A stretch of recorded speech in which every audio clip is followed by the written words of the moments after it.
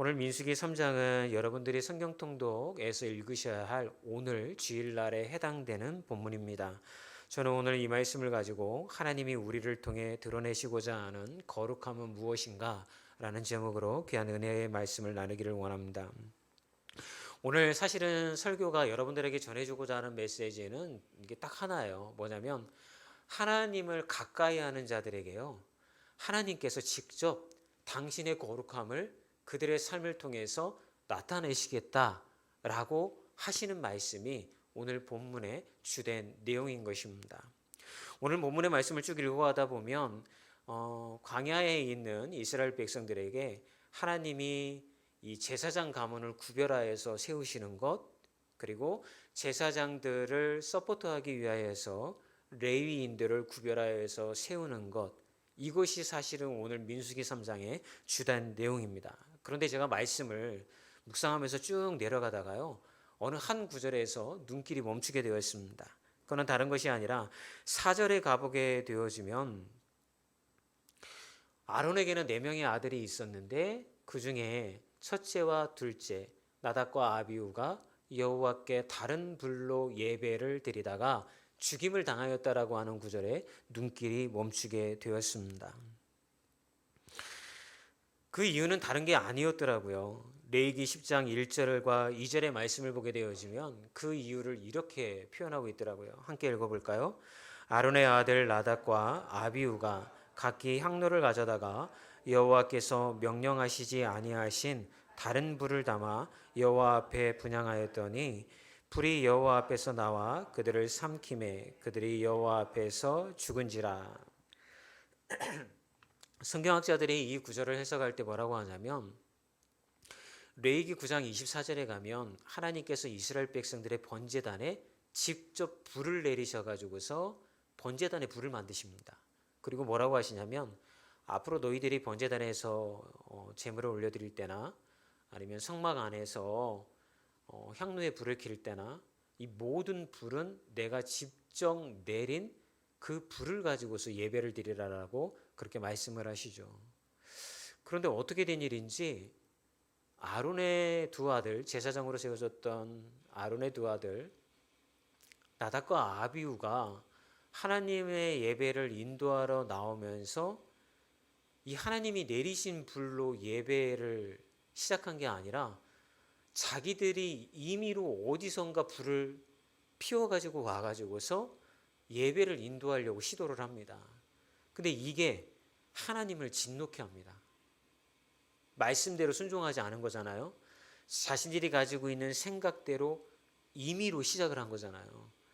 그래서 하나님은 분노하셔가지고서 그 두 아들을 불로 살라 생명을 끊어버리시는 사건이 일어나게 되어지죠.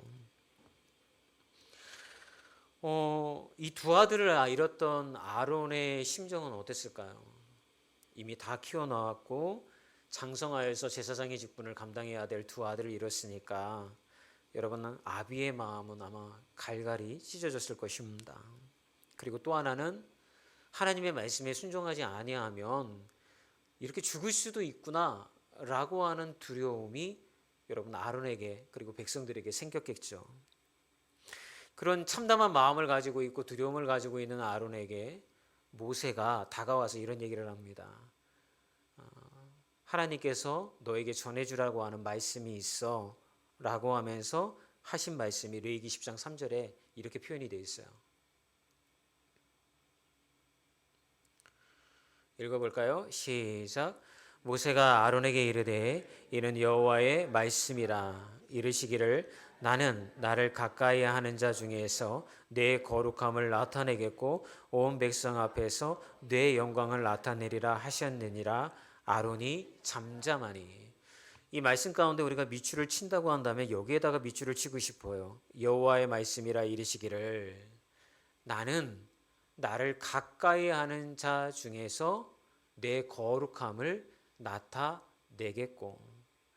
여러분, 하나님을 가까이 한다라고 하는 것은 무엇일까요? 결국 말씀에 순종하는 거잖아요. 그죠? 그러니까 하나님의 말씀에 내가 순종하고 내 생각대로 하지 않는 자에게 하나님은 당신의 거룩함을 나타내시겠다라고 그렇게 말씀하고 있는 거죠.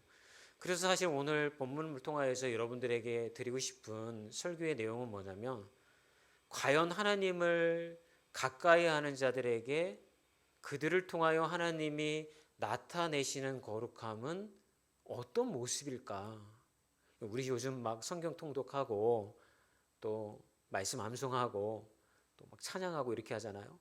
이런 어떤 경건의 행위들이 하나님을 우리가 가까이 하는 거잖아요. 그럼 그런 자들, 말씀에 순종하려고 하는 자들에게 하나님은 당신의 거룩함을 당신께서 나타내시겠다라고 하는 거예요. 이게 오해가 없으셨으면 좋겠습니다. 그렇게 순종하는 자들을 통하여서 거룩함이 우리의 노력으로 나타나는 게 아니라 하나님이 직접 그렇게 하는 자들에게 당신의 거룩함을 나타내시겠다라고 하는 수동적인 모양이 이야기하고 계시다라고 하는 거예요. 그래서 저는 오늘 이걸 여러분들에게 말씀드리고 싶은 거예요. 첫 번째는 뭐냐면, 하나님이 나타내시는 거룩함은 고난에 굴복하지 않는 거예요. 여러분, 고린도후서 4장 8절과 9절에 사도 바울이 이런 고백을 합니다. 함께 읽어볼까요? 우리는 사방으로 우겨쌈을 당하여도 쌓이지 아니하며 답답한 일을 당하여도 낙심하지 아니하며 박해를 받아도 버림받지 아니하며 거꾸로 뜨림을 당하여도 망하지 아니하고. 여러분, 바울이 이야기하는 거룩함은 뭐냐면 고난에 굴복당하지 아니하고 이겨내는 것을 하나님이 나타내시는 거룩함이라고 우리에게 이야기해주고 있다는 거예요. 제가 최근에 읽게 된 제가 좋아하는 목사님 중 여러분이 계시는데, 그 중 분의 한 분이 용산에 있는 청파교회를 은퇴하신 김기성 목사님이라는 분이 있습니다. 그분이 은퇴하신 후에 당신의 목회 활동을 정리를 하면서 낸 책이 있는데, 고백의 언어들이라고 하는 책을 읽게 됐어요. 그 책의 한 대목에 실린 것을 여러분과 함께 나누기를 원합니다. 김기성 목사님이 과거에 통일부 총리를 지내고 대한적사사 총재를 지냈던 한한상 박사님, 여러분 아시죠? 한한상 박사님과 이렇게 신앙에 관한, 그리고 자기 삶에 대한 거를 이야기를 나눈 적이 있대요. 그분이 들려준 자기 삶의 경험 한 대목을 이 책에다가 이제 실은 거죠. 그 내용을 여러분들에게 들려드리고 싶습니다. 한한상 박사님이 이야기하기를 1980년 5.18 민주화 항쟁이 일어나고 난 이후에 진보 지식인이었던 당시 서울대 교수로 있었던 당신이 정보사 요원들에 의해서 남산 중앙정보부 고문실로 끌려가서 고문을 당하는 그런 사건이 벌어졌다고 합니다. 그래도 이제 서울대 교수라고 하는 직함 덕분이었는지 특별히 물리적인 고문을 가하지는 않았대요. 그냥 잠 재우지 아니하고 그렇게 조사는 했지만 당신에게는 물리적인 폭력과 고문은 가하지 않았다고 합니다. 그런데 다른 방에 수감되어져 있는 사람 가운데 이름을 대면 알만한 유명한 목사님 한 분이 같이 끌려왔다고 합니다. 그는 자기가 이렇게 지켜보니까 종종 끌려나가서 끔찍한 고문을 당하고 돌아오곤 했대요. 근데 이 한한상 박사님은 그걸 지켜보는 게 마음에 너무나도 힘이 들었다고 합니다. 고문을 당하면서 그 목사의 낯빛이 날마다 어두워지고, 어떤 날은 고문이 심해서 자기의 몸을 가누지 못할 정도가 되어서 교도관에게 몸을 의지한 채 발을 질질 끌면서 자기의 방으로 돌아오는 것도 목격도 했고요. 마치 깊은 물 속에 잠겨 들어가는 것 같은 그런 암담한 상황을 거기서 이제 보게 되신 거죠. 그때 한 박사님에게는 신약 성경 한 권이 있었다고 합니다. 그러다가 어느 날 문득 한 생각이 떠올랐대요. 이 책을 저 목사님이 성경 없이 이 고난을 이겨낼 수가 있을까? 내가 가지고 있는 이 성경책을 저 사람에게 준다고 한다면 저 목사님이 지금 겪고 있는 이런 고문과 시련을 이겨낼 수 있지 않을까? 그런 생각이 들더라는 거예요.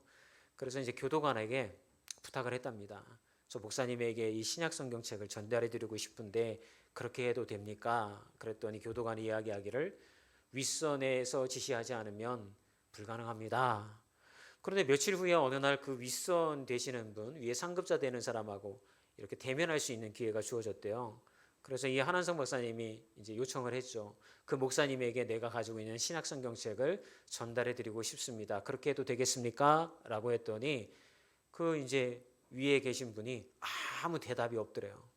그래서 면담을 마치고 돌아가서 교도관에게 이렇게 얘기를 했다라는 거예요. 제가 그 윗사람을 오늘 만났습니다. 이거를 전달해 주십시오. 그러면서 이런 얘기를 이제 하시더라는 거죠. 이렇게 이제 이야기를 들려주면서 나는 거짓말한 거 아닙니다. 만났잖아요. 성경책 전해준다고 했고 답을 듣지는 못했지만 어쨌든 전달해 주겠다라고 제가 얘기를 했으니까 저는 거짓말한 거 아닙니다. 이런 얘기를 하시더라는 거예요. 교도관이 이제 어쨌든 이 이야기를 듣고 나서 이 성경책을 그 목사님에게 전달을 해줍니다. 근데 전달해 주기 전에 갑자기 이 한은상 박사님에게 문득 이런 어떤 걱정이 생기더래요. 이게 뭐냐면 내가 이 성경책을 저 목사님에게 전달해 주고 나서 성경책 없이 내가 이 시련을 견디고 이겨낼 수가 있을까? 라고 하는 두려움이 자기에게 생기더라는 거예요. 그래서 그러면 이 성경책을 복음서도 있고 서신서도 있으니까 이거를 찢어서 같이 나눴으면 좋겠다. 어느 부분을 줄까 고민하다가 그래도 목사님이니까 복음서를 찢어가지고서 전달을 해주는 게 좋지 않을까라고 하는 생각이 들어서 이 성경책을 찢습니다. 그래서 사복음서를 교도관에게 주어서 자신은 서신서를 가지고 있고 목사님에게는 사복음서가 전달되도록 만들어 드렸다라고 하는 거죠. 그런데 성경을 넘긴 다음 날부터 그 방에서 찬송가 소리가 들려오고 그 방에서 기도 소리가 들려오고 그 방에서 하나님을 찾는 소리가 들려오기 시작했다라고 하는 거예요. 그리고 여러분 끌려 나갈 때의 자세가 그전과는 다르게 당당해지고 며칠 동안 고문당하고 예전에는 질질 끌려서 왔는데 이때부터 고문을 당하고 돌아올 때에도 그 목사의 발걸음은 당당하게 자신의 감옥방으로 돌아오더랍니다. 한 박사님은 그 이야기의 끝에 이렇게 말을 하셨대요. 예수가 들어가니까 삽디다.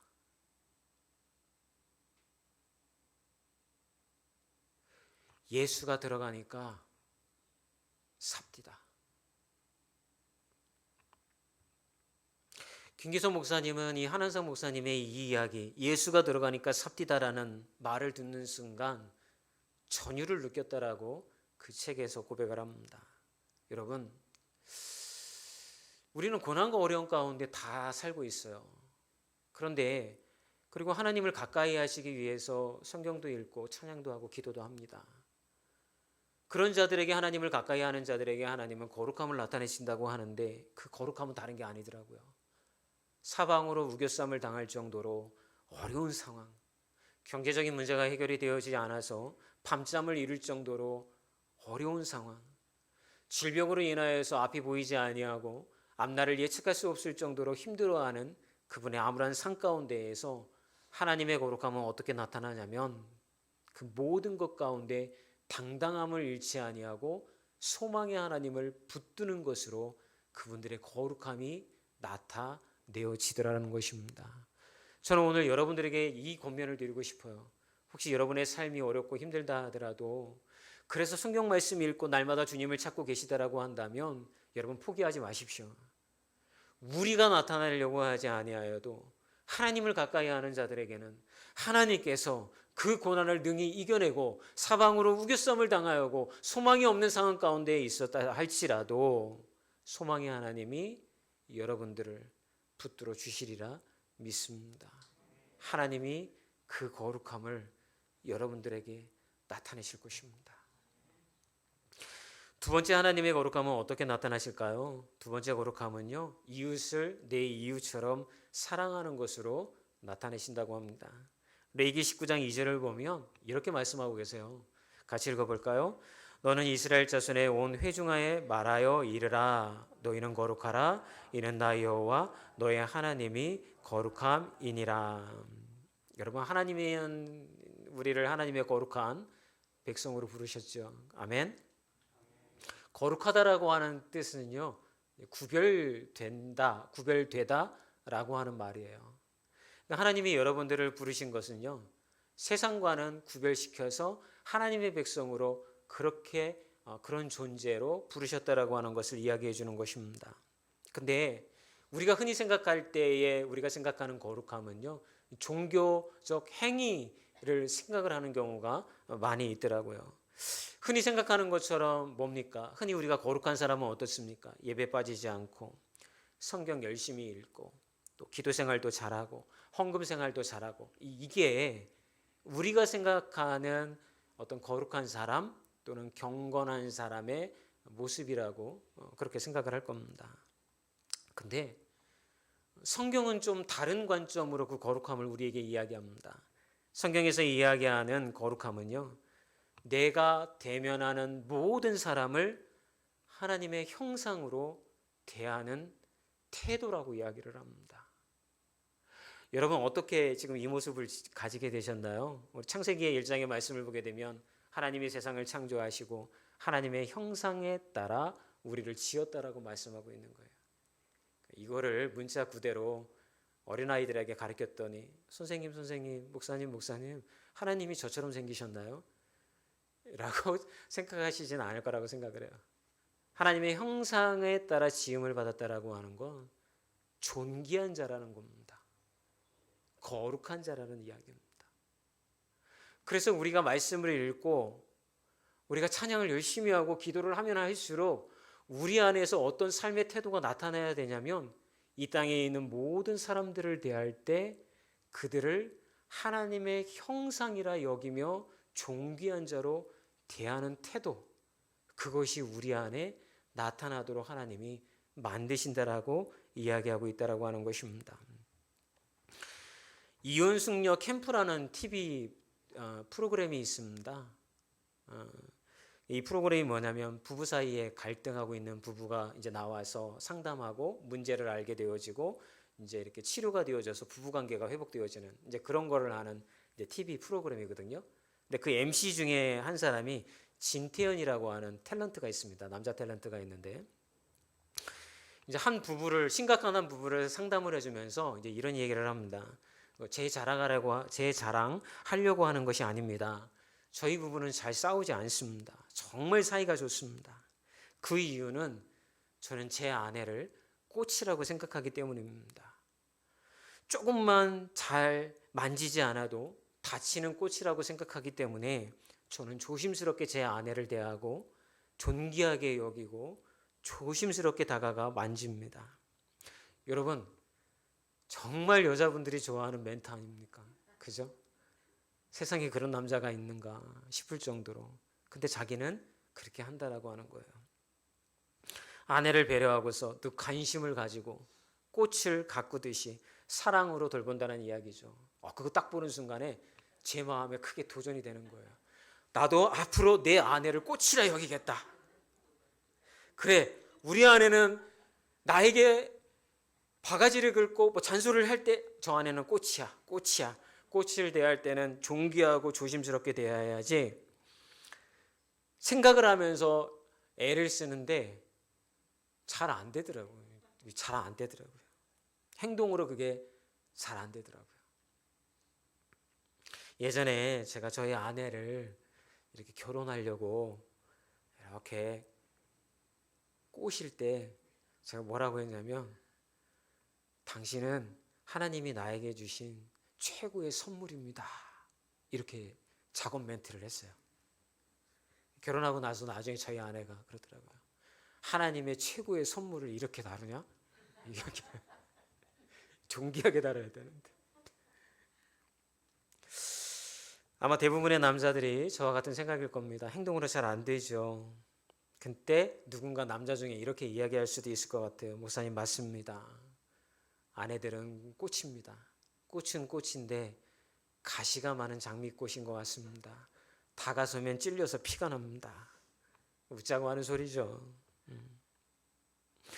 그런데 오늘 거룩함을 하나님은 이야기하면서 뭐라고 이야기하냐면, 하나님이 우리에게 나타내시는 거룩함은 타인이 값진 존재임을 인식하는 것, 그리고 그들의 존귀함을 너희들이 깨닫게 되어지고 그들의 하나님의 형상이라는 것을 깨닫게 되어진다고 한다면 너희의 삶에서 다른 이들을 그렇게 대하라고 하는 거예요.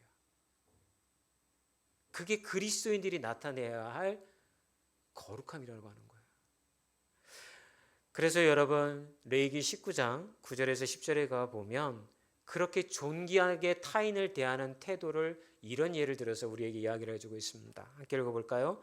너희가 너희의 땅에서 곡식을 거둘 때에 너는 밭 모퉁이까지 다 거두지 말고 내 떨어진 이삭도 줍지 말며 내 포도원의 열매를 다 따지 말며 내 포도원에 떨어진 열매도 줍지 말고 가난한 사람과 거류민을 위하여 버려두라. 나는 너희의 하나님 여호와니라. 여러분 하나님이 나타내시는 거룩함이 있는 사람들은요 이 땅 가운데 어렵고 가난하고 수혜받고 이런 사람들을 위하여서 자신의 땅에서 난 그 소유의 열매들을 다 수고하고 수확하지 아니하고 남겨두어 그 사람들이 살아갈 수 있는 희망과 소망을 준다라고 하는 것입니다. 여러분 거룩한 자들은 하나님이 주신 것을 내 것을 내 것이라 여기지 않는 자인 것입니다. 하나님의 뜻 가운데 내게 주신 것을 감사함으로 받고 그것을 흘려보냄을 통하여서 하나님이 우리에게 주셨다라고 하는 것을 잊지 않는 것이죠. 이것이 거룩의 시작이 되어진다라고 하는 것입니다. 그러면 여러분 하나님이 이렇게 우리에게 허락하신 또 우리에게 나타내시고자 하는 거룩함이 사라지게 되어지면 우리는 우리의 삶 가운데 어떤 모습으로 살아가게 되어질까요? 모든 것을 이익의 관점에서 보게 되어집니다. 나에게 이익이 되어지면 삼키고 이익이 되어지면 안 되면 뱉어 버리게 되어지는 거죠. 이런 시장의 원리가 우리의 삶을 지배하게 되어지는 것입니다. 여러분 기독교인들이 왜 이렇게 힘을 약하고 욕을 많이 먹습니까? 교회가 이 땅 가운데에서 왜 욕바지가 되어지고 사람들은 교회를 싫어합니까? 결국은 여러분 우리의 거룩함을 잃어버린 거예요. 종교적인 행위로서 교회는 열심히 나오고 말씀도 열심히 읽고 찬양과 기도도 열심히 하고는 있지만 그것을 통하여 하나님을 가까이 했을 때에 하나님의 말씀에 순종하고자 하면 하나님은 그 순종하는 자들을 통하여서 고난에 굴복당하지 않는 거룩함도 나타내시고 내 이웃을 내 몸과 같이 사랑하기 위하여 그들을 하나님의 형상처럼 존귀하게 되어지는 거룩함을 나타내시는데 그 하나님의 말씀 앞에 순종함으로 나아가지 못하니까 이 종교적인 행위만 가득하지 정작 하나님의 거룩함은 잃어버렸기 때문에 우리가 이런 수모를 겪고 있게 되어지는 거예요. 사랑하는 여러분, 저는 우리 교회와 우리 교회의 성도 여러분들이 이 하나님의 거룩함이 나타내어지는 분들이 되셨으면 좋겠습니다. 저를 비롯하여서 그럴 때에 우리가 세상 가운데 빛이 되어지고 세상 가운데 여러분 소금이 되어지지 않겠습니까? 우리를 바라보고 우리를 통하여서 하나님의 영광이 나타내지 않겠습니까? 이런 모든 분들이 되어지기를 주의 이름으로 축원합니다. 저는 말씀을 마치기를 원합니다. 거룩함은 고난에 굴복하지 않고 당당하게 사는 거라고 말씀도 드렸고 거룩함은 이웃을 내 몸과 같이 사랑하는 것, 존귀한 자, 하나님의 형상처럼 대하라는 것도 말씀을 드렸습니다. 그런데 현실의 삶에서 정말 우리 이렇게 살 수 있을까요? 정말 이렇게 실천하면서 살 수 있을까요? 그런 모습을 우리에게 보여준 현대를 살아갔던 한 사람이 있습니다. 독일의 신학자이자 목회자였던 본회퍼 목사님입니다. 지금 보시는 것처럼 이분인데요. 이 본회퍼 목사님은 독일 사람입니다. 히틀러가 통치하던 독일에서 히틀러가 벌였던 광적인 전쟁과 무단 통치를 반대하면서 날을 세우고 저항하였던 목사님이었습니다. 이 목사님은 자기가 사랑하였던 그 조국의 국민들이 이렇게 광적인 것으로 끌려 들어가는 것을 원치 않았기 때문에 히틀러 암살을 모의하고 저항하던 목사님이었어요. 여러분 이 당시에 모든 목사님들이 그런 거 아니에요. 히틀러가 전쟁을 일으키고 그 많은 어떤 유대인들을 그렇게 학살하고 이런 상황 가운데 있을 때에도 여러분 독일에 있었던 대부분의 교회의 목사님들은 히틀러를 찬양했어요. 독일의 영광을 다시 재현해 준다고, 독일의 수치를 치유해 준다라고 모든 교회에 있었던 대부분의 교회에 있었던 목사님들과 예배가 히틀러를 받아들였다고요. 근데 그 중에 몇 안 되는 목사님들이 고백교회 연합운동을 함을 통하여서 하나님의 뜻에 맞지 않다고 저항했어요. 마침내 그는 게시타포 비밀경찰에 의하여서 체포가 되어서 감옥으로 끌려갑니다. 거기서 고문을 당하면서 회유를 당합니다. 그러나 그는 굴복하지 않고 계속해서 버티다가 저항하다가 전쟁이 끝나기 불과 3주 전에 처형을 당하게 됩니다. 처형을 당하는 날 아침에 그는 자신의 감옥 안에서 무릎을 꿇고 하나님 앞에 기도를 드립니다. 그리고 이 모습을 처형장으로 인도해 가야 할 수용소 담당 의사인 피셔 윌스트롱이라고 하는 사람이 보고 글을 남기는데 이런 글을 남깁니다. 막사에 있는 방의 반쯤 열린 문을 통해 나는 보네포 목사가 죄수복을 벗기 전에 바닥에 무릎을 꿇고 자신의 주 하나님께 진심으로 기도하는 모습을 보았다. 나는 이 사랑스러운 사람이 기도하는 방식을 보고 깊은 감명을 받았다. 어찌나 경건한지 하나님이 그의 기도를 들어주셨다고 확신할 정도였다. 그는 형장에서 다시 짤막한 기도를 드린 다음 용감하고 침착하게 계단을 밟고 교수대에 올랐다. 그리고 죽음을 맞이했다. 지난 50년간 의사로 일하면서 그토록 경건하게 죽음을 맞이한 사람을 본 적이 없다. 처형될 것을 안 보네포 목사님은 자신의 약혼녀에게 시를 적어서 보냅니다. 그 시의 내용은 이런 거였어요. 내가 비록 죽음으로 이 길을 걸어가지만 나는 후회하지 않습니다. 하나님의 선하심을 믿고 죽음 앞에 굴복하지 않고 하늘의 하나님께 소망을 두고 담대하게 죽음을 향해서 저는 걸어갑니다. 라고 하는 것을 그 마음을 담아서 시를 적어서 약혼녀에게 보냈습니다. 그리고 그 시는 지금 독일 교회의 찬송가가 되어서 여러분 교회에서 소망을 잃은 자들에 의해서 울려 퍼지고 있습니다. 그 찬양이 바로 여러분들이 잘 아시는 선한 능력으로입니다. 여러분 독일어 찬양을 한번 들어보실까요?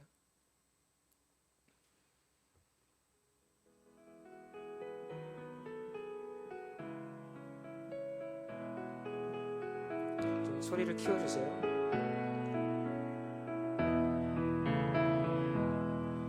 Von guten Mächten treu und still umgeben, behütet und getröstet wunderbar. So will ich diese Tage mit euch leben und mit euch gehen in ein neues Jahr. Von guten Mächten wunderbar geborgen, erwarten wir getrost, was kommen mag. Gott ist mit uns am Abend und am Morgen und ganz gewiss an jedem neuen Tag. Noch will das Alte unsere Herzen quälen, noch drückt uns böser Tage schwere Last. Ach Herr, gib unseren aufgescheuchten Seelen das Heil, für das du uns bereitet hast. Von guten Mächten wunderbar geborgen, erwarten wir getrost, was kommen mag. Gott ist mit uns am Abend und am Morgen und ganz gewiss an jedem neuen Tag. 자, 이제 우리 같이 이제 찬양할 텐데요. 우리 이 찬양 선한 능력으로 함께 찬양해 보겠습니다.